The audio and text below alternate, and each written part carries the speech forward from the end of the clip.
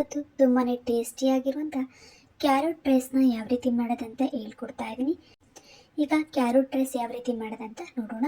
ಮೊದಲಿಗೆ ಇದಕ್ಕೆ ಬೇಕಾಗಿರುವಂಥ ಸಾಮಗ್ರಿಗಳು ಕ್ಯಾರೆಟ್, ಹಾಗೆಯೇ ಸಣ್ಣದಾಗಿ ಕಟ್ ಮಾಡ್ಕೊಂಡಿರುವಂಥ ಕೊತ್ತಂಬರಿ ಸೊಪ್ಪು, ಈರುಳ್ಳಿ ಮತ್ತು ಮೆಣಸಿನ್ಕಾಯಿ, ಹಾಗೆಯೇ ಕಡಲೆ ಬೀಜ ಅಥವಾ ಶೇಂಗಾ ಬೀಜ, ಕಡಲೆಬೇಳೆ, ಉದ್ದಿನ ಬೇಳೆ, ಹಾಗೆ ಗೋಡಂಬಿಯನ್ನು ತಗೊಂಡಿದ್ದೀನಿ. ಈಗ ಮೊದಲಿಗೆ ಒಂದು ಪಾತ್ರೆಯನ್ನು ಇಟ್ಕೊಂಡಿದ್ದೀನಿ. ಪಾತ್ರೆ ಕಾಯ್ದ ಮೇಲೆ ಅದಕ್ಕೇನೆ ಈಗ ಎಣ್ಣೆಯನ್ನು ಹಾಕೊಳ್ತಾ ಇದ್ದೀನಿ. ಎಣ್ಣೆ ಚೆನ್ನಾಗಿ ಕಾಯ್ದ ಮೇಲೆ ಅದಕ್ಕೆ ನಾನು ಕಡಲೆ ಬೀಜ ಅಥವಾ ಶೇಂಗಾ ಬೀಜವನ್ನು ಹಾಕೊಳ್ತಾ ಇದ್ದೀನಿ. ಇದನ್ನು ಚೆನ್ನಾಗಿ ಫ್ರೈ ಮಾಡ್ಕೊಳ್ಬೇಕು. ತಿಂಡಿ ಮಾಡೋಕ್ಕೆ ಟೈಮ್ ಇಲ್ಲ ಅಂದಾಗ ಒಂದ್ಸಲಿ ಈ ಕ್ಯಾರೆಟ್ ರೈಸ್ನ ಟ್ರೈ ಮಾಡಿ. ತುಂಬಾ ಬೇಗ ಆಗುತ್ತೆ, ಹಾಗೆ ಟೇಸ್ಟ್ ಅಂತೂ ತುಂಬಾ ಸಖತ್ತಾಗಿರುತ್ತೆ ಅಂತಲೇ ಹೇಳ್ಬೋದು. ನೋಡಿ, ಈಗ ಕಡಲೆ ಬೀಜವನ್ನು ಚೆನ್ನಾಗಿ ಫ್ರೈ ಮಾಡ್ಕೊಳ್ತಾ ಇದ್ದೀನಿ. ಕಡಲೆ ಬೀಜವನ್ನು ತುಂಬಾ ಕ್ರಿಸ್ಪಿಯಾಗಿ ಫ್ರೈ ಮಾಡ್ಕೊಳ್ಬೇಕು. ಈಗ ಇದು ಚೆನ್ನಾಗಿ ಫ್ರೈ ಆಗಿದೆ. ಇದಕ್ಕೆ ನಾನೀಗ ಕಡಲೆಬೇಳೆಯನ್ನು ಸೇರಿಸ್ಕೊಳ್ತಾ ಇದ್ದೀನಿ. ಕಡಲೆಬೇಳೆನೂ ಕೂಡ ಚೆನ್ನಾಗಿ ಫ್ರೈ ಮಾಡ್ಕೊಳ್ಬೇಕು. ನೋಡಿ, ಈಗ ಇದನ್ನು ಕೂಡ ಚೆನ್ನಾಗಿ ಫ್ರೈ ಮಾಡ್ಕೊಳ್ತಾ ಇದ್ದೀನಿ. ಈಗ ಇದಕ್ಕೆ ನಾನು ಉದ್ದಿನ ಬೇಳೆಯನ್ನು ಸೇರಿಸ್ಕೊಳ್ತಾ ಇದ್ದೀನಿ.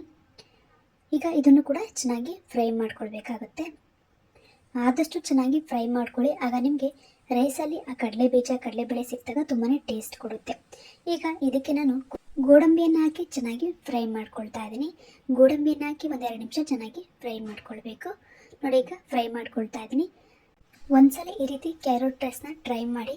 ದಿನ ನೀವು ತಿಂಡಿಗೆ ಇದೇ ರೀತಿಯಾದಂಥ ಕ್ಯಾರೆಟ್ ರೈಸ್ನ ಮಾಡ್ತಾನೆ ಇರ್ತೀರ, ಅಷ್ಟು ಸೂಪರ್ ಆಗಿರುತ್ತೆ. ಈಗ ಇದಕ್ಕೆ ನಾನು ಒಂದು 1/4 ಟೀ ಸ್ಪೂನಷ್ಟು ಜೀರಿಗೆಯನ್ನು ಸೇರಿಸ್ಕೊಳ್ತಾ ಇದ್ದೀನಿ. ಈಗ ಇದನ್ನು ಚೆನ್ನಾಗಿ ಫ್ರೈ ಮಾಡ್ಕೊಳ್ಬೇಕು. ನೋಡಿ, ಈಗ ಇದು ಚೆನ್ನಾಗಿ ಫ್ರೈ ಆಗಿದೆ. ಇದಕ್ಕೆ ನಾನು ಖಾರಕ್ಕೆ ಒಂದು 2 ಮೆಣಸಿಕಾಯಿನ ಹಾಕ್ಕೊಳ್ತಾ ಇದ್ದೀನಿ. ನಾನಿಲ್ಲಿ ಅಚ್ಚ ಖಾರದ ಪುಡಿಯನ್ನು ಸೇರಿಸ್ಕೊಳ್ತೀನಿ, ಹಾಗಾಗಿ 2 ಮೆಣಸಿಕಾಯಿ ಹಾಕಿದರೆ ಸಾಕು. ಹಾಗೆಯೇ ಈರುಳ್ಳಿಯನ್ನು ಹಾಕ್ಕೊಳ್ತಾ ಇದ್ದೀನಿ.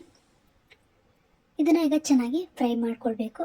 ಈರುಳ್ಳಿ ಕಲರ್ ಚೇಂಜ್ ಆಗಬೇಕು, ಅಲ್ಲಿವರೆಗೂ ನೀವು ಇದನ್ನು ಚೆನ್ನಾಗಿ ಫ್ರೈ ಮಾಡ್ಕೊಳ್ಬೇಕಾಗುತ್ತೆ.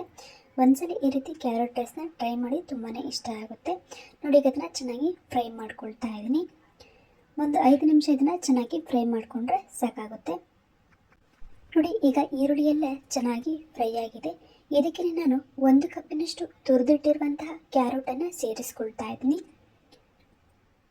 ನಾನಿವತ್ತು ಕ್ಯಾರೆಟ್ ರೈಸ್ನ ಮಾಡ್ತಾ ಇದ್ದೀನಿ, ಹಾಗಾಗಿ ಸ್ವಲ್ಪ ಜಾಸ್ತಿ ಕ್ಯಾರೆಟ್ ಹಾಕೋದ್ರಿಂದ ಟೇಸ್ಟು ತುಂಬಾ ಸಖತ್ತಾಗಿರುತ್ತೆ.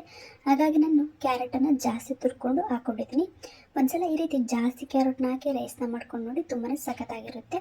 ಈಗ ಇದನ್ನು ಚೆನ್ನಾಗಿ ಫ್ರೈ ಮಾಡ್ಕೊಳ್ತಾ ಇದ್ದೀನಿ. ಇದನ್ನು ಒಂದು 2 ನಿಮಿಷ ಚೆನ್ನಾಗಿ ಫ್ರೈ ಮಾಡ್ಕೊಳ್ಬೇಕು. ಆಗ ನಿಮಗೆ ಆ ಕ್ಯಾರೆಟ್ ಎಲ್ಲ ಸ್ವಲ್ಪ ಬೆಂದಂಗಿರುತ್ತೆ, ಆಗ ತುಂಬಾ ಟೇಸ್ಟ್ ಕೊಡುತ್ತೆ ಕ್ಯಾರೆಟ್ ರೈಸ್. ನೋಡಿ, ಈಗ ಎಣ್ಣೆಯಲ್ಲಿ ಚೆನ್ನಾಗಿ ಫ್ರೈ ಮಾಡ್ಕೊಳ್ತಾ ಇದ್ದೀನಿ. ಈಗ ಚೆನ್ನಾಗಿ ಫ್ರೈ ಮಾಡ್ಕೊಂಡಾಗಿದೆ. ಇದಕ್ಕೆ ಈಗ ಖಾರಕ್ಕೆ ಬೇಕಾಗುವಷ್ಟು ಅಚ್ಚ ಖಾರದ ಪುಡಿಯನ್ನು ಸೇರಿಸ್ಕೊಳ್ತಾ ಇದ್ದೀನಿ. ಹಾಗೆಯೇ ಗರಂ ಮಸಾಲ 1/4 ಟೀ ಸ್ಪೂನಷ್ಟು, ಅರಿಶಿನ 1/4 ಟೀ ಸ್ಪೂನಷ್ಟು, ಇಷ್ಟನ್ನು ಸೇರಿಸ್ಕೊಂಡು ಚೆನ್ನಾಗಿ ಮಿಕ್ಸ್ ಮಾಡ್ಕೊಳ್ಬೇಕಾಗುತ್ತೆ. ಈಗ ಇದನ್ನು ಚೆನ್ನಾಗಿ ಮಿಕ್ಸ್ ಮಾಡ್ಕೊಳ್ತಾ ಇದ್ದೀನಿ. 2 ನಿಮಿಷ ಚೆನ್ನಾಗಿ ಮಿಕ್ಸ್ ಮಾಡ್ಕೊಳ್ಬೇಕು. ಈ ರೀತಿ ಮಿಕ್ಸ್ ಮಾಡ್ಕೊಳ್ಳೋದ್ರಿಂದ ಕ್ಯಾರೆಟಿಗೆ ಮಸಾಲೆ ಎಲ್ಲ ಚೆನ್ನಾಗಿ ಅಂಟ್ಕೊಳ್ಳುತ್ತೆ. ಆಗ ನಿಮಗೆ ಕ್ಯಾರೆಟ್ ರೈಸ್ ತುಂಬಾ ಟೇಸ್ಟಿಯಾಗಿ ತುಂಬಾ ಸಖತ್ತಾಗಿರುತ್ತೆ. ಹಾಗಾಗಿ ಒಂದು 2 ನಿಮಿಷ ಈ ರೀತಿ ಚೆನ್ನಾಗಿ ನೀವು ಅದನ್ನು ಹುರ್ಕೊಳ್ಬೇಕಾಗುತ್ತೆ. ನೋಡಿ, ಈಗ ಇದನ್ನು ಚೆನ್ನಾಗಿ ಫ್ರೈ ಮಾಡ್ಕೊಂಡಾಗಿದೆ. ಇದಕ್ಕೆ ನಾನೀಗ ರೆಡಿ ಮಾಡಿಟ್ಕೊಂಡಿರುವಂಥ ರೈಸನ್ನು ಸೇರಿಸ್ಕೊಳ್ತಾ ಇದ್ದೀನಿ. ನೋಡಿ, ಈಗ ನಮಗೀಗ ರೆಡಿಯಾಗಿದೆ. ನಾನೀಗ ಅನ್ನವನ್ನು ಸೇರಿಸ್ಕೊಳ್ತಾ ಇದ್ದೀನಿ. ನಾನಿಲ್ಲಿ 2 ರಿಂದ 3 ಜನಕ್ಕೆ ಆಗುವಷ್ಟು ಕ್ಯಾರೆಟ್ ರೈಸ್ನ ಮಾಡ್ಕೊಳ್ತಾ ಇದ್ದೀನಿ. ರೈಸನ್ನು ಪೂರ್ತಿ ಹಾಕ್ಕೊಂಡು ಈಗ ಐ ಫ್ಲೇಮಲ್ಲಿ ನಾನು ಚೆನ್ನಾಗಿ ಇದನ್ನು ಹುರ್ಕೊಳ್ತಾ ಇದ್ದೀನಿ. ಈ ರೀತಿ ನೀವು ಐ ಫ್ಲೇಮಲ್ಲಿ ಇಟ್ಟು ಅದನ್ನು ಚೆನ್ನಾಗಿ ನೀವು ಹುರ್ಕೊಳ್ಳೋದ್ರಿಂದ ನಿಮಗೆ ಈ ಕ್ಯಾರೆಟ್ ರೈಸ್ ತುಂಬಾ ಟೇಸ್ಟ್ ಕೊಡುತ್ತೆ. ಹಾಗಾಗಿ ನೋಡಿ, ಈಗ ಇದನ್ನು ಚೆನ್ನಾಗಿ ಫ್ರೈ ಮಾಡ್ಕೊಳ್ತಾ ಇದ್ದೀನಿ. ಈಗ ಇದಕ್ಕೆ ನಾನು ರುಚಿಗೆ ತಕ್ಕಷ್ಟು ಸಣ್ಣ ಉಪ್ಪನ್ನು ಸೇರಿಸ್ಕೊಳ್ತಾ ಇದ್ದೀನಿ.